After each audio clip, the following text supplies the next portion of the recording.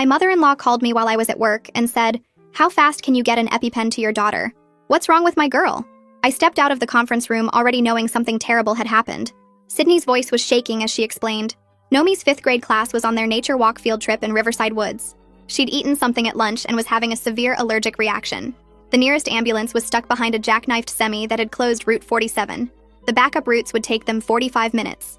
The school's first aid kit somehow didn't have an EpiPen even though it was required. I was already running to my car while she talked. My hands fumbled with the keys as I calculated distances. The woods were 20 minutes away if I drove normally. I could make it in 12 if I broke every traffic law. Nomi's emergency EpiPen was in my glove compartment where I always kept a spare. Sydney kept the phone on speaker so I could hear what was happening. In the background, Nomi was crying and scratching at her skin. The sound made my foot press harder on the gas. I'd never heard her in that much pain before. Not when she broke her arm on the monkey bars. Not when she needed stitches after falling off her bike. I blew through a red light, narrowly missing a pickup truck. Sydney was describing Nomi's symptoms to the 911 operator on another phone. Hives spreading across her entire body. Swelling in her face and hands. The itching so bad she was drawing blood with her fingernails. 10 minutes to the woods parking lot. That's what my GPS showed as I swerved around slower cars. But I knew the trail to the meadow where they held the nature walks. Another 15-minute hike through rough terrain. 25 minutes total while my daughter's throat could be closing. Sydney's voice got more panicked. She says everything's getting blurry. She can't see right anymore. The mucus situation was getting worse too. Sydney tried to stay calm while describing how it was pouring from Nomi's nose faster than they could wipe it away. Like her body was trying to expel whatever poison she'd ingested through every possible route. The teacher was using up all their tissues and napkins. I took the exit for Riverside Woods at 60 miles per hour. The tires screamed as I barely made the turn. Behind me, I could hear sirens. Either someone had called in my reckless driving or they were heading to Nomi too. I prayed it was the second option. The parking lot appeared ahead. I skidded to a stop sideways across 2 spaces and jumped out with the EpiPen clutched in my sweaty hand. She's having trouble breathing now. It's getting worse. Sydney's voice through the phone sounded distant and tinny. I could hear Nomi wheezing in the background. The other kids were crying too, scared by watching their classmates struggle. The path split and I took the left fork toward the meadow. My shirt was soaked with sweat. A branch caught my face, leaving a stinging cut, but I didn't slow down. Each second Nomi couldn't breathe was potential brain damage. Through the trees, I finally saw them. A cluster of kids in bright field trip t-shirts surrounding something on the ground. I crashed through the underbrush yelling that I had the medicine. The circle parted, revealing Nomi. Her face was swollen beyond recognition. Eyes squeezed shut. Lips blue. The wheezing had stopped, which was worse than hearing it. Sydney was on her knees holding Nomi's hand while the teacher tried to keep her airways open. I dropped beside them and ripped the EpiPen from its case. Pulled off the safety cap. Jabbed it into Nomi's thigh through her jeans, holding for the full 10 seconds even though my hands were shaking. The click of the mechanism engaging was the most beautiful sound I'd ever heard. For a moment, nothing happened. Then Nomi gasped. A real breath. Then another. The blue faded from her lips as oxygen returned to her blood. Her eyes fluttered open, unfocused but aware. The swelling would take longer to go down, but she was breathing. But we needed to find out what caused this. The paramedics had found another route. They burst through the trees with a stretcher and proper medical equipment. Started an IV, gave additional medications. Checked her vitals, which were stabilizing. As they loaded Nomi onto the stretcher, the paramedics started asking questions about what Nomi had eaten, going through her lunchbox. That's when Sydney froze mid-sentence. She pulled something from the bottom of Nomi's backpack. A sandwich bag with homemade cookies, the kind another parent might send for sharing. But these had a note attached in childish handwriting. For Nomi, from your secret admirer.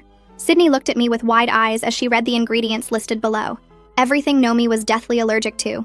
Peanuts, tree nuts, shellfish extract, like someone had specifically crafted a poison designed just for her. The paramedics were almost to the parking lot with Nomi. They didn't know about the note. Someone had tried to kill my daughter. I grabbed the paramedic's arm before he could close the ambulance doors and shoved the cookie bag with the note into his hands. My words came out in a rush about someone deliberately poisoning my daughter with her exact allergens while he stared at the ingredients list. His face changed completely when he saw peanuts, tree nuts, and shellfish extract all listed together. He radioed ahead to the hospital about potential criminal intent, while the other paramedic adjusted Nomi's IV drip. The ambulance pulled away with lights flashing, and I ran back to my car to follow them. Sydney was already gathering the other kids to get statements about who was near the backpacks. The drive to the hospital felt like hours, even though it was only 12 minutes. I kept checking my rearview mirror to make sure the ambulance was still ahead of me. At every red light, I wanted to run through it like I had on the way to the woods. The emergency room entrance was chaos when we arrived. I parked illegally in the patient loading zone and ran inside, clutching the evidence bag Sydney had given me with another cookie she'd found. The triage nurse barely looked up until I said someone had tried to murder my child with allergens. That got her attention fast. She picked up the red emergency phone and called security while pointing me toward the trauma bay where they'd taken Nomi. 2 security guards appeared within 30 seconds and started taking photos of the evidence bag. The medical team had Nomi hooked up to multiple monitors with oxygen flowing and IVs in both arms. Her face was still swollen, but the blue tint was gone from her lips. Sydney burst through the doors an hour later with her phone pressed to her ear. Principal Powell was on speaker asking rapid questions about the field trip supervision and which adults had been present.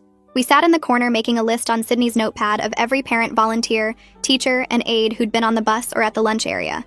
Sydney remembered 6 parent volunteers, including someone named Joanna, who'd brought homemade treats for the teachers.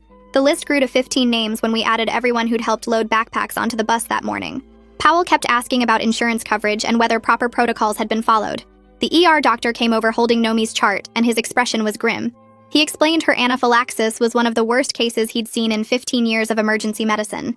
The combination of 3 major allergens had triggered a massive systemic reaction that required multiple doses of epinephrine to stabilize. Her throat had been 90% closed when the paramedics arrived. Another 2 minutes without treatment would have caused permanent brain damage or death. She'd need continuous monitoring for at least 24 hours as her body processed the allergen overload. Secondary reactions could still occur even with the medications. My phone rang showing the school's main number. Eric Powell's voice was different when I answered, more formal and careful, like he was reading from a script. He expressed deep concern for Nomi's well-being, then immediately shifted to explaining how the parent volunteers were responsible for supervision during field trips. The school's insurance would cover medical costs, but any questions about negligence would need to go through proper channels. His tone made my skin crawl as he talked about liability waivers we'd signed at the beginning of the year. I hung up on him mid-sentence. Sydney helped me photograph the cookie bag and note from every possible angle using both our phones. The childish handwriting was clear in each shot, showing the words, "For Nomi, from your secret admirer." We emailed the photos to ourselves with timestamps, and I uploaded them to 3 different cloud services. Sydney typed out the exact wording in a document and saved multiple copies. The ingredients list was photographed separately, showing each allergen clearly listed. That evening, a woman called identifying herself as Detective Mila Torres from the police department. She'd been assigned to investigate what she called an attempted poisoning case. Her voice sounded professional and thorough as she confirmed I'd preserved all the physical evidence without contaminating it. She scheduled an interview for the next morning and gave me her direct cell number in case anything urgent came up overnight. She asked me not to post anything on social media yet that might compromise the investigation. Bethany Jensen called from her home around 8 that night, sounding shaky and upset. She started listing every parent volunteer who'd been near the backpacks during the trail setup that morning. She specifically remembered seeing an extra brown bag near Nomi's backpack, but had assumed it was overflow from another kid's lunch. The parent volunteers had been moving around freely helping kids organize their gear. Anyone could have slipped something into a backpack without being noticed. She gave me names and phone numbers for everyone she could remember being there. Later that night, I lay on the narrow bed next to Nomi's hospital bed, listening to the steady beep of her heart monitor. My mind kept replaying the desperate drive through town and the red light I'd blown through at the intersection of Main and 3rd. There was definitely a traffic camera there that would have caught my license plate. A ticket would arrive eventually, but it was the least of my worries now. Saving Nomi's life was worth any fine they wanted to throw at me. The next morning, the doctor came in with discharge papers and a detailed treatment plan. Nomi would need strict observation for 48 hours with someone awake and watching her at all times. He prescribed 6 different medications, including steroids, antihistamines, and emergency epinephrine auto-injectors. We'd need to see an allergist within the week for follow-up testing and documentation. He showed me how to recognize signs of secondary reactions, including rashes, breathing changes, or swelling. I took notes on my phone about every instruction, determined to control everything I possibly could to keep her safe. Sydney met me in the hospital cafeteria around noon, while the nurses checked Nomi's vitals upstairs. She grabbed my arm before I could even sit down and pulled me to a corner table away from other families. Her face was red and her hands shook as she pushed her phone across the table, showing me the class parent Facebook group. Parents were already posting questions about what happened on the field trip. I wanted to type out everything right then and warn every single parent that someone had tried to murder my daughter with poisoned cookies. Sydney grabbed the phone back and shoved it in her purse. She kept her voice low but firm as she explained how posting now would mess up any police investigation. The real killer could destroy evidence or create alibis if they knew we were onto them. My fists clenched so hard my nails dug into my palms. Every parent deserved to know their kids might be in danger. But Sydney kept insisting patience would help catch whoever did this. We went back and forth for 20 minutes with neither of us backing down. Finally, she pointed out that scaring the person might make them run or lawyer up before police could build a case. I hated it, but agreed to wait. That evening, Detective Torres arrived at the hospital wearing plain clothes and carrying an evidence kit. She introduced herself with a firm handshake and immediately got to work photographing the cookie bag from every angle. She put on latex gloves and carefully placed the bag and note into separate evidence bags, sealing each one and writing case numbers on the labels. Torres explained she couldn't let me contact any parents from the field trip yet since she needed to interview them without them comparing stories first. My jaw clenched, but I nodded. She gave me her business card with her cell number and promised to keep me updated. Around midnight, I dozed off in the chair next to Nomi's bed when I felt her hand squeeze mine. Her eyes were barely open and her lips were still swollen, but she was trying to talk. I leaned close to hear her whisper that she found the note taped to her backpack when they stopped for lunch at the picnic area. She remembered thinking it was weird because nobody at the school liked her that way. The words came out slow and painful through her swollen mouth. She squeezed her eyes shut, trying to remember more, but started crying from the effort. I smoothed her hair and told her to rest. The next afternoon, we finally got discharged with a plastic bag full of medications. The nurse went through each bottle explaining dosages and schedules. Steroids twice a day. Antihistamines every 6 hours. Emergency EpiPens to keep within reach at all times. I took notes on my phone and set alarms for each medication time. Before leaving, I'd already texted Sydney a list of everything in our house that might trigger another reaction. She spent the morning throwing out anything with nuts, removing scented candles, switching to fragrance-free detergent, and vacuuming every surface twice. When we got home, she'd covered Nomi's bed with fresh hypoallergenic sheets and set up a baby monitor so I could watch her from anywhere in the house. That evening, my phone buzzed with an email from Principal Powell. The subject line said, "Important message regarding yesterday's field trip." His message was 3 paragraphs of corporate speak about a medical incident during the nature walk. He asked parents to avoid speculation while the school conducted its investigation. Not one word about the attempted murder or the missing EpiPen that should have been in the first aid kit. The last line made me want to throw my phone. We take all student safety concerns seriously and are reviewing our protocols.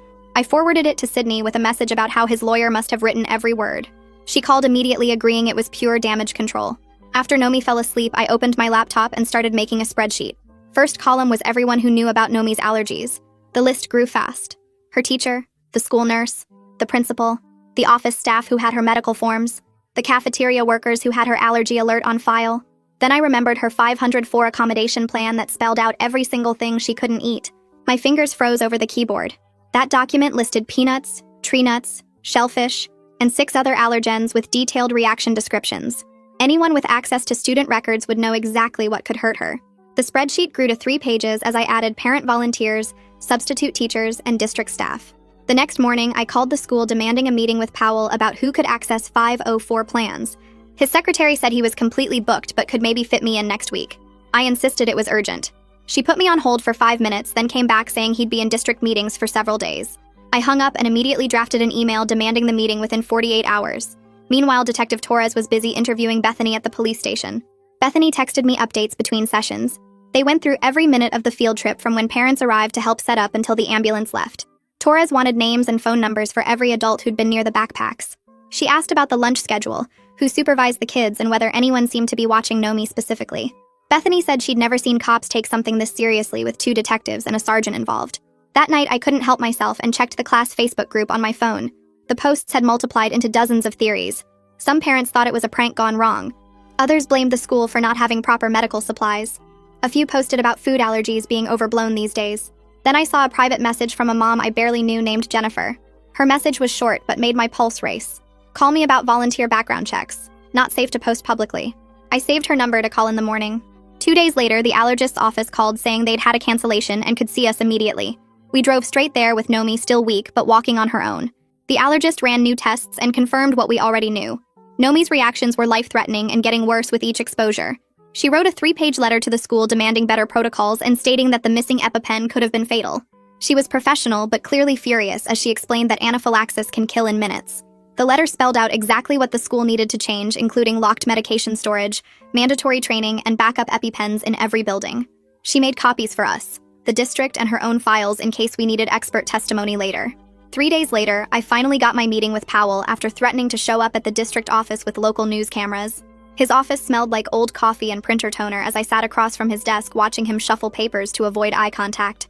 He kept repeating the same lines about privacy laws and ongoing investigations, while his hands moved nervously between his coffee mug and a stress ball shaped like the school mascot. I pushed harder, asking who had access to Nomi's medical records, but he just shook his head and suggested I wait for the police to finish their work. His assistant knocked and entered with more files, mentioning something about pulling security footage from last week before Powell cut her off with a sharp look. I made a mental note about those cameras as I left his office, more frustrated than when I'd arrived. Detective Torres called that afternoon with her own bad news about the footage I'd just learned existed. The school's hallway cameras fed into a district server that required approval from 3 different departments to access. She'd started the paperwork but warned it could take weeks to get through all the red tape. The detective sounded as annoyed as I felt, explaining how one department needed legal review, another required IT authorization, and the third had to verify chain of custody protocols. That night, I sat at my kitchen table with my laptop drafting a Freedom of Information Act request while Nomi slept upstairs. The template I found online helped me list exactly what I wanted, including all access logs for student medical records from the past 6 months. I added requests for staff training documentation about allergy management and any emails mentioning Nomi's accommodations. My fingers typed faster as I thought about Powell's stonewalling and added requests for security footage retention policies and camera placement maps. Sydney came over the next evening after I'd filed the FOIA request, and we got into our first real fight about my approach. She paced my living room, saying I was pushing too hard and might mess up the criminal case Torres was building. I argued back that waiting meant whoever did this could destroy evidence or hurt another kid. We went back and forth for an hour with voices raised until we both sat down exhausted and agreed we wanted the same thing, just through different methods. She hugged me before leaving and said she understood my need to do something even if she worried about the consequences. The next morning, I filed a formal complaint with the district about the missing EpiPen using their online portal. The automated response promised acknowledgement within 3 business days and resolution within 30. I printed everything, including screenshots of the submission confirmation, and filed it in the growing folder labeled with Nomi's name. Detective Torres called 2 days later, saying the crime lab had processed the cookie bag and note. She explained they'd found a partial print on the inside of the baggie, but it wasn't in any database, which meant no prior arrests. The handwriting on the note showed someone trying to disguise their normal style by using their non-dominant hand. She mentioned the baggie was a common brand sold everywhere, which would make tracking purchases nearly impossible. Kitchen gloves would have prevented most prints, and whoever did this had been careful, except for that one partial. That afternoon, a notification popped up on my phone from a parent I barely knew, asking to talk privately about something important. Her message said it was about the PTA president and how student information was handled, but she didn't want to put details in writing. We agreed to meet the next morning at a coffee shop 2 towns over where nobody from the school would see us. The woman arrived 10 minutes late, looking nervous and checking over her shoulder as she sat down.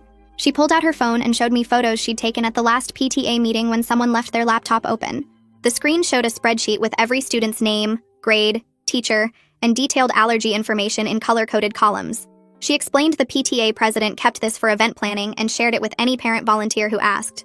The document lived on a shared drive that at least 8 people could access without any password protection. She'd taken pictures of multiple screens showing how anyone could download or print the entire list. Detective Torres answered on the first ring when I called her from my car after the coffee shop meeting. She took down all the details about the unsecured allergy spreadsheet and said this gave her probable cause to expand her investigation.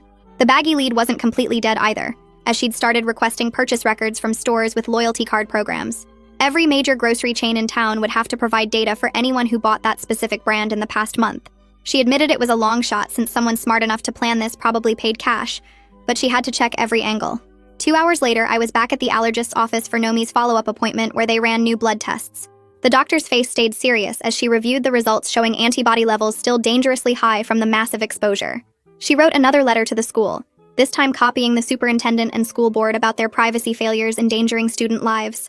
Before we left, she pulled me aside and offered to testify as an expert witness if this went to trial, saying what happened to Nomi was attempted murder using weaponized medical information. I called Powell's office right after leaving the allergist, and his secretary said he could squeeze me in before lunch. The drive to the school took 10 minutes, and I parked in the visitor spot closest to the main entrance. Powell's office smelled like coffee, and the stress sweat that comes from avoiding lawsuits. He sat behind his desk shuffling papers while I stood there waiting for him to look up. After 30 seconds of this game, I pulled out a chair and sat down hard enough to make it squeak. He finally met my eyes and started talking about district policies and privacy concerns. I cut him off and asked who handled the snack coordination for the field trip. His face got red and he mumbled something about volunteers. I leaned forward and asked again, slower this time. He opened his laptop and turned the screen toward me, showing an email chain. The PTA had managed all the field trip food stuff, and they had the full allergy spreadsheet to plan safe snacks. 3 parent volunteers ran that whole system, and their names were right there in the email signatures. I took photos of everything with my phone while Powell looked like he wanted to throw up. Torres called me an hour later saying she was heading to interview the PTA president at her house. The next morning, Torres filled me in on what she'd learned. The PTA president had shown her the shared Google Drive where they kept all the student info. 8 different parents had editing access in the past month alone. Torres was making a chart of who accessed what files and when, cross-checking it with who was at the school during key times. The spreadsheet had 0 password protection, and anyone with the link could view it.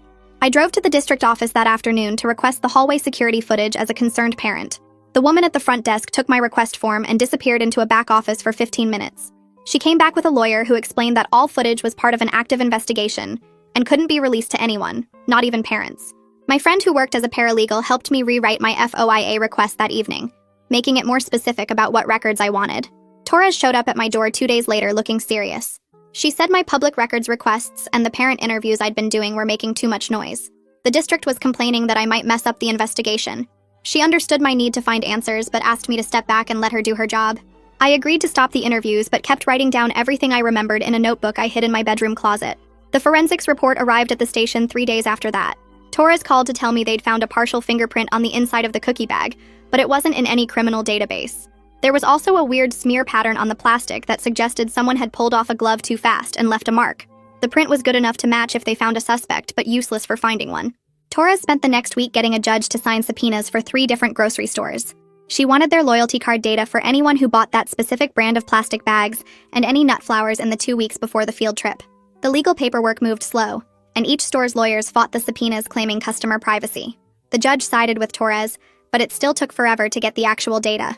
Sydney and I went to the emergency school safety meeting the district called for the following Tuesday night. The auditorium was packed with angry parents on both sides of the allergy debate. One dad stood up and said kids needed to toughen up and stop expecting the world to bubble wrap everything for them. A mom whose son had allergies started yelling back about life and death situations. The whole room exploded into shouting matches with people pointing fingers and calling each other helicopter parents or child endangerers. The principal had to call security to calm things down. The superintendent took the microphone and announced new policies before anyone could start arguing again. Every school building would get EpiPen stations in the nurse's office, main office, and cafeteria. All staff would have to complete quarterly training on recognizing and treating allergic reactions. The teachers' union rep stood up and said they'd been asking for this for 3 years after 2 previous close calls with other kids. The meeting ended with parents still grumbling but at least not screaming at each other. That week, Nomi started waking up screaming about food trying to hurt her. She wouldn't eat anything unless she watched me make it from ingredients she could see. Even sealed packages made her panic. I'd find her in the kitchen at 2 a.m. checking expiration dates on everything in the pantry. Her regular doctor said this was beyond normal recovery and gave us a referral to a child therapist who specialized in medical trauma. The therapist's first available appointment was 2 weeks out, but she put us on a cancellation list. Torres called on a Friday afternoon with her voice sounding different, excited but trying to stay professional. The loyalty card data had finally come through and showed something huge. A woman named Joanna Guthrie had bought almond flour, cashew flour, and the exact brand of sandwich bags 3 days before the field trip. She owned a small bakery downtown and had been listed as a parent volunteer for field trips all year. Torres was heading to interview her within the hour. The name hit me hard when Torres said it. Joanna Guthrie. I knew that name. My hands started shaking as the memory came flooding back. Last year at the September PTA meeting, I'd stood up and asked why the school kept hiring Joanna's catering company when she refused to make any allergy-safe options. She'd lost the contract after my complaint. Cost her thousands of dollars in steady income from the school events. The pieces clicked together in my brain so fast it made me dizzy. Joanna had been standing right there in the meeting room when I explained Nomi's specific allergies to the board. She'd heard me list every single thing that could kill my daughter. Peanuts, tree nuts, shellfish, the exact ingredients in those cookies. I remembered her face getting redder as the PTA president agreed with my safety concerns. Her hands had been clenched into fists when they voted to find a new caterer. The way she'd looked at me when she stormed out of that meeting, pure hate in her eyes. At the time, I thought she was just mad about losing business. Now I realized it was so much worse than that. She'd been planning this, waiting for her chance, using her volunteer access to get close enough to hurt my child. My legs gave out and I had to sit down on the kitchen floor. Sydney found me there 20 minutes later when she came to check on us. I showed her Torres's text about Joanna and watched her face go pale. She remembered that PTA meeting too. Remembered how Joanna had stood up and said those exact words that were burned into my memory now. These allergy parents are destroying small businesses with their demands. Kids need to toughen up instead of expecting the world to cater to them. She'd said it looking straight at me, making sure I heard every word, making it personal. Torres called back 2 hours later with an update. She'd just finished interviewing Joanna at her bakery downtown. The woman denied everything and claimed she was targeted for standing up to helicopter parents. Said the whole thing was a witch hunt because she dared to question whether every kid really had allergies, or if parents just wanted attention. Even with police questioning her about attempted murder, she couldn't hide her contempt. Torres said Joanna kept insisting allergies were fake and parents like me were ruining America.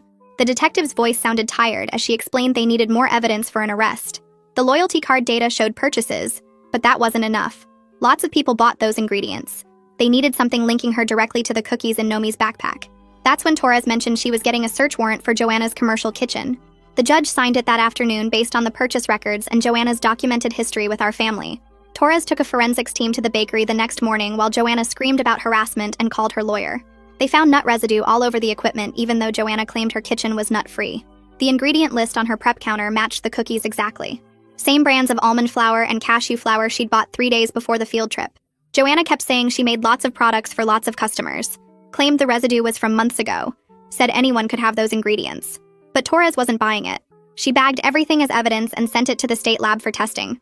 The detective also took the note from the cookie bag to a handwriting analyst. Someone had found Joanna's kid's Instagram account where she posted pictures from the school craft projects.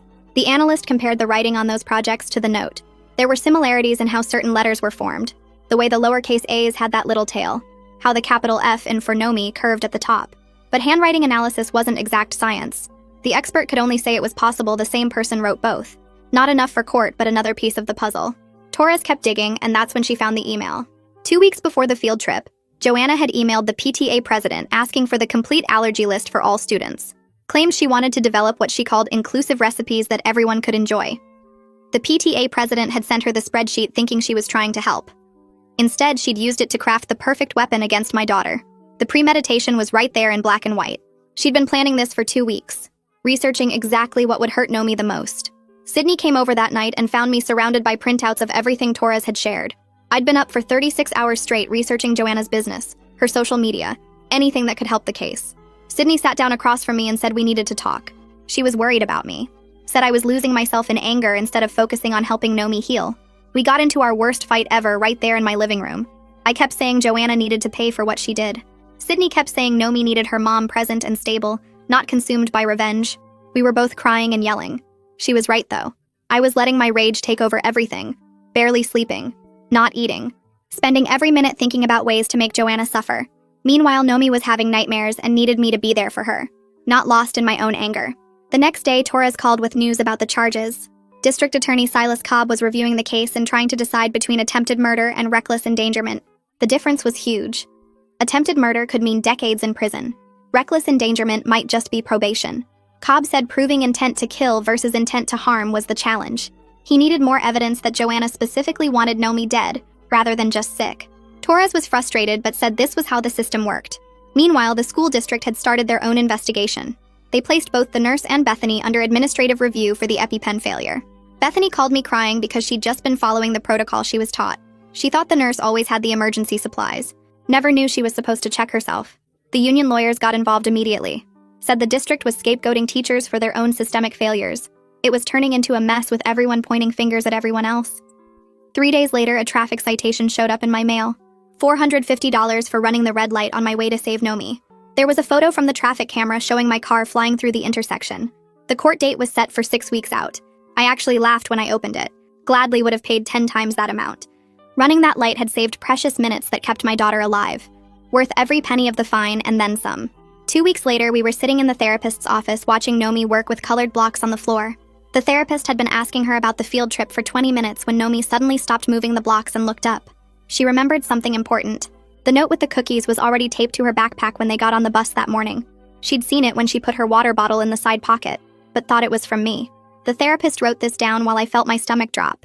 This meant Joanna must have put it there during the morning chaos at the school when parents were dropping kids off for the field trip.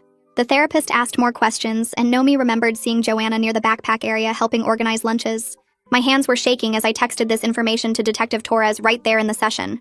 Torres called me back within an hour saying this was exactly what she needed. The timeline now showed clear premeditation and opportunity. She was getting an arrest warrant for Joanna that afternoon. I watched from my car across the street as 2 police cars pulled up to Joanna's house at dinner time.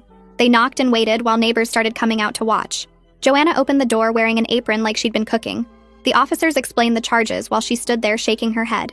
They turned her around and put handcuffs on her wrists right there on her porch. Her teenage son was filming everything on his phone from the doorway. The whole neighborhood was watching as they put her in the back of the patrol car. By morning, the arrest was all over our local Facebook groups. Some parents were calling her a monster who tried to murder a child. Others were saying it was probably an accident and everyone was overreacting about allergies like always. The comments got so nasty the moderators had to lock the threads. Joanna posted bail within 6 hours for $50,000. Her bakery stayed open the whole time with her employees running it. She hired Curtis Hodges, who was known for defending controversial cases. He immediately started posting on social media about cancel culture destroying small business owners. His press releases talked about helicopter parents who've lost perspective on childhood resilience. He said kids today are too sheltered and one mistake shouldn't ruin someone's life. Reading his statements made me physically sick. I had to close my laptop and walk away before I threw it against the wall. Sydney came over and found me pacing in the backyard trying to calm down. Meanwhile, Nomi's therapy sessions continued twice a week.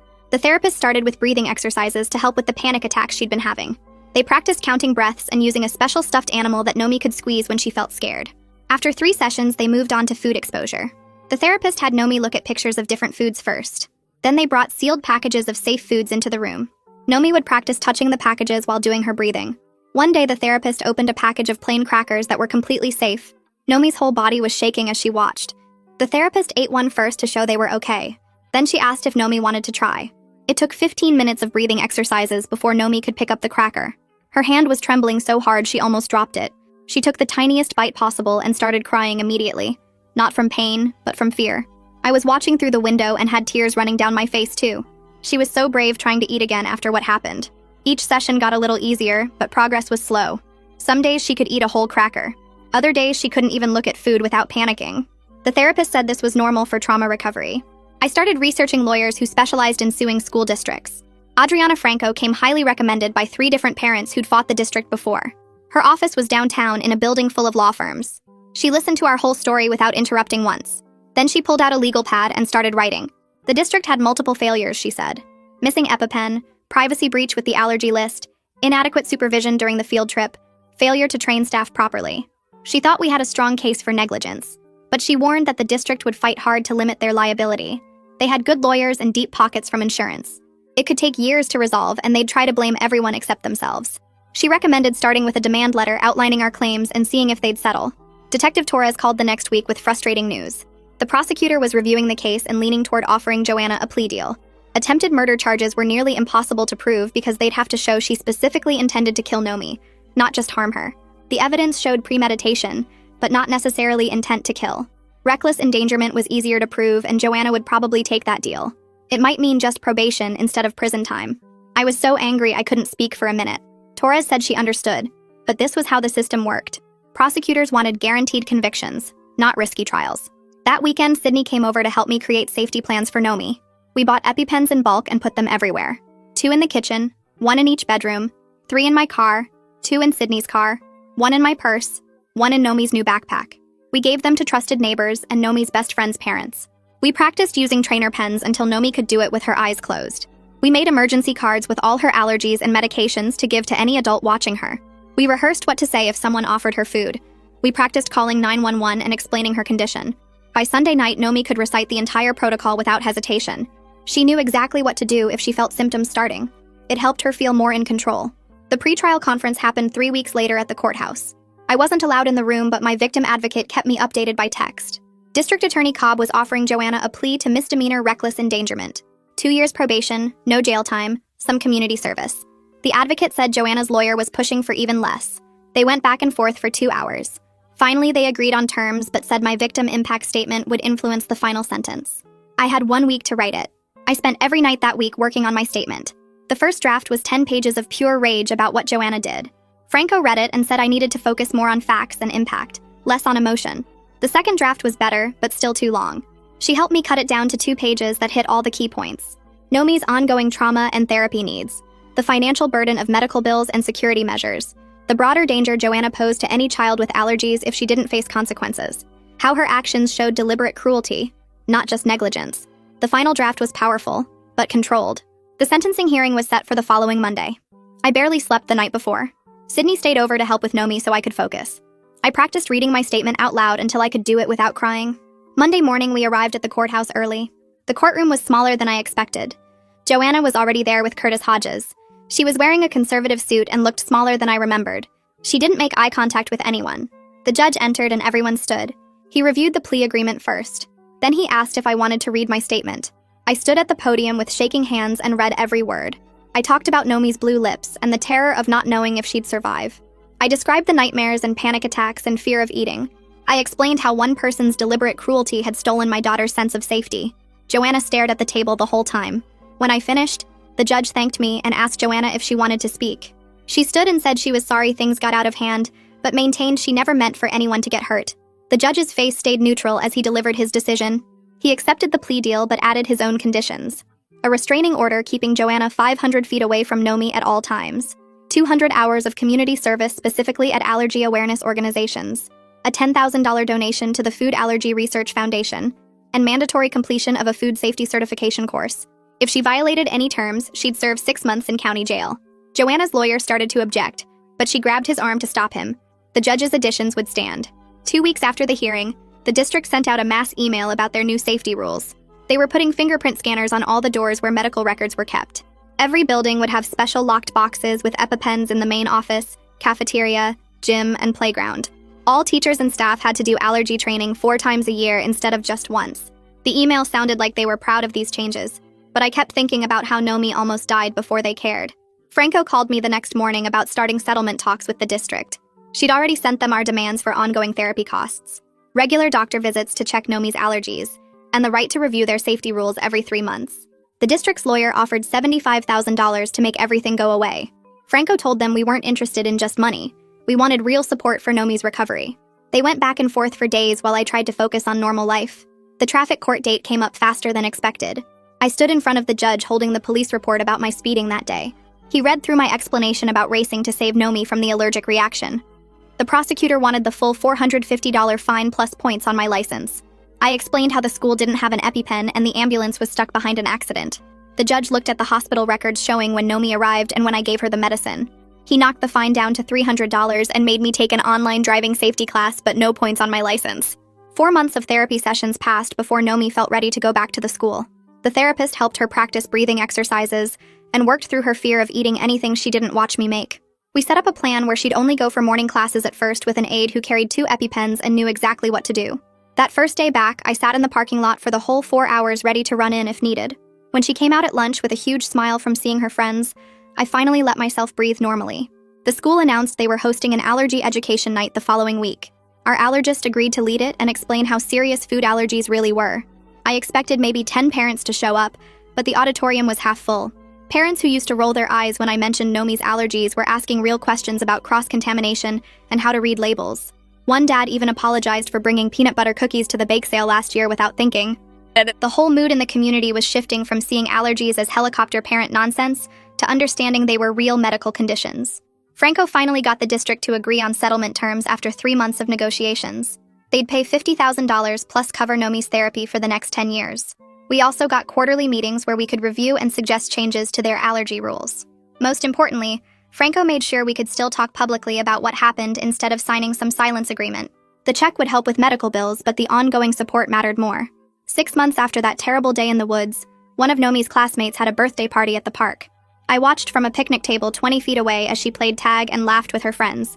Her emergency medicine stayed in my pocket where I could reach it in seconds. She looked so normal and happy, but I knew the fear would never completely leave either of us. Seeing her run around without that haunted look in her eyes reminded me why we fought so hard. She'd won back her childhood even if we couldn't forget what almost got stolen from her. The district asked me to join their new parent safety committee after everything settled. We met once a month to write better rules for handling medical emergencies and keeping student health information secure. Other districts started asking for copies of what we created. Within a year, our protocols became the model for the whole state's education department. What Joanna tried to do to my daughter ended up protecting thousands of kids with allergies across the state. Sometimes the worst moments lead to the biggest changes. Thanks for hanging in there with me through all the questioning and wondering. Really enjoyed exploring these moments right alongside you all. Subscribe for more content like this.